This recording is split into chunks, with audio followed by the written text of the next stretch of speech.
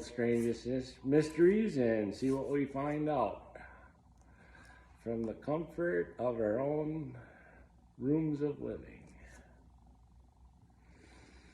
All right, this time, before I open this book, I'm going to take a deep breath. What is the greatest mystery to be known?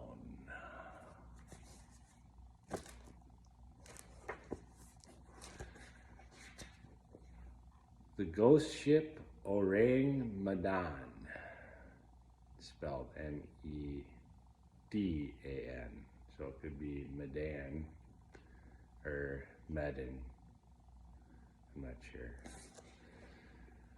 A dozen ships picked up the SOS, which read, "Captain and all officers dead, entire crew dead or dying." And later, "Now I am also near death." Then the airwaves went dead. It was a perfect day in February 1948, and all of the vessels that heard the strange message,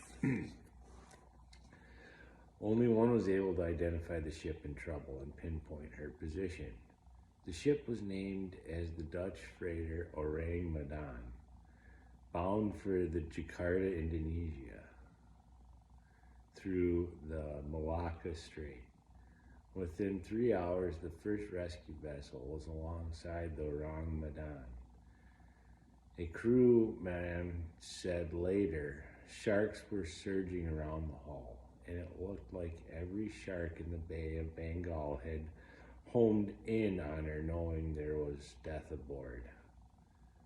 When there was no response to flag or radio signals, a boat was launched, and the rescue party climbed aboard.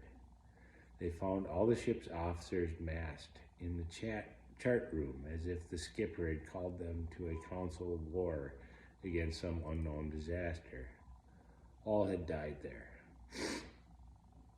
They seemed to have died within seconds of each other. Their eyes stared in horror, and their bodies were already locked in rigor mortis, some with their arms pointed to the heavens. The dead seamen littering the decks had died in the same way. A doctor who boarded with the party later reported no signs of poisoning, asphyxiation, or disease. But all seemed to have known that death was coming. Even the ship's dog, they found it below decks with paws in the air, fangs bared in a silent snarl. In the radio shack, the telegrapher had fallen over his silent key. The rescue ship tried to take the Dutch ship in tow to the nearest port, but when tackle had been readied and tow line rigged, there was a gush of oily smoke from one of the holds. Knowing they could not contain the blaze without flushing pumps and steam for the fire, the salvage crew fled to their own ship. They had only time enough to cut the tow line before the stricken freighter exploded. The blast scattered wreckage for a quarter of a mile and even killed some of the hungry sharks. What was left of the Orang Medan sank. In the short inquiry that followed, the doctor reported that something unknown had killed the seamen, although the official verdict was death by misadventure. The mystery of the ghost ship Orang Medan has never been solved. Well, that certainly is strange, and that's it. I mean, they give no further answers. But I'll tell you what, I'm highly suspect of the ocean.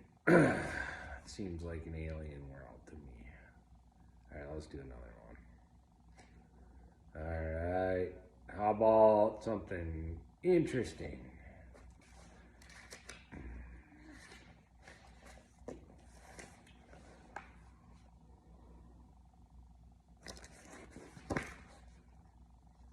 I'll go back to the first story here. Watchers on the Moon, ? Is the title of this world's strangest mystery. A top American space consultant claims that 2 UFOs were watching when Neil Armstrong took his one small step for a man, one giant leap for mankind. By walking on the moon's surface on July 20th, 1969, the astronauts spotted them on the rim of a nearby crater as he stepped out of his Apollo 11 spacecraft.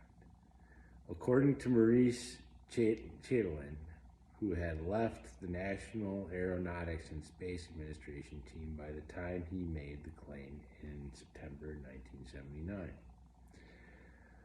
While Armstrong was reporting his sighting to Houston Control, Chatelain said co-pilot Buzz Aldrin filmed the alien craft from inside Apollo.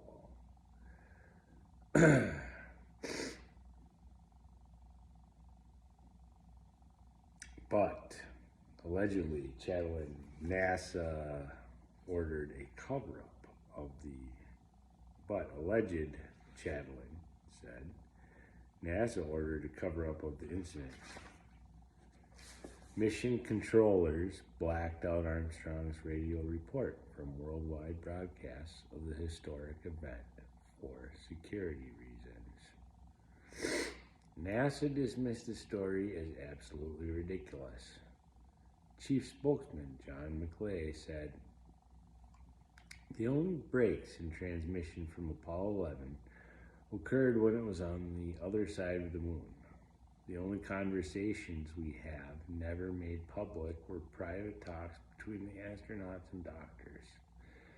Chatelain's story received unexpected backing from Moscow. Physicist Dr. Vladimir Azaza said, "We heard about this episode 2 years ago. I'm certain it took place, but it was censored by NASA." Soviet space expert Professor Sergei Boshich added, "It is my opinion that beings from another civilization picked up radio signals from Earth and spied on the Apollo landing to learn the extent of our knowledge. Then they took off without making contact." Seems reasonable. Other American astronauts have had close encounters with strange craft. In 1953, Gordon Cooper, later to join the NASA program, saw a UFO while plotting a plane over Germany. He said, "I now firmly believe in extraterrestrial craft." In 1965, James McDivitt and Ed White were orbiting Earth 100 miles up in Gemini 4 when they spotted a silver cylinder with protruding antennae. McDivitt started taking pictures of it, but then the two men had to prepare for evasive action as the UFO moved closer.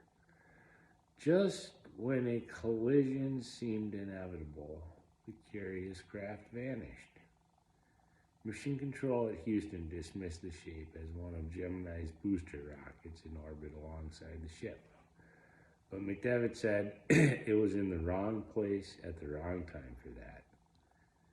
8 years later, astronauts Jack Lousma, Owen Garrett, and Alan Bean saw a rotating red shape from Skylab 2. They spent 10 minutes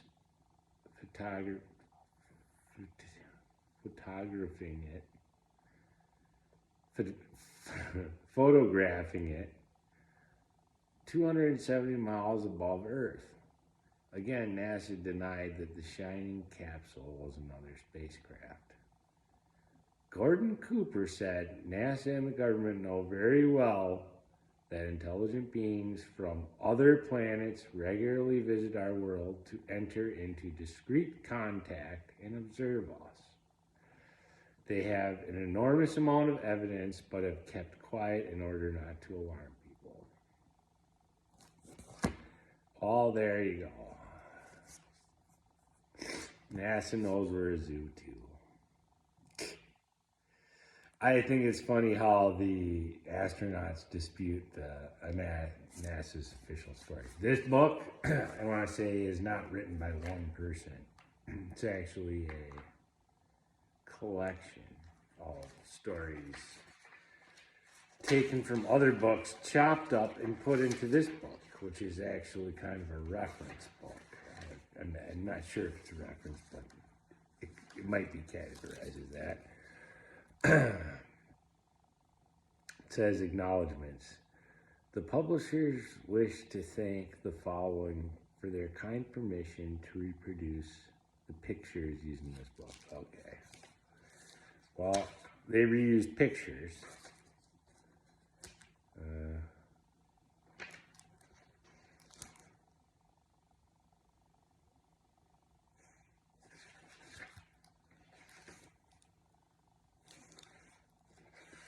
But this book is void of an author. It has no author. I think it just has an editor that put a bunch of stories together from gallery books. So it's also strange for that reason. Well, anyway.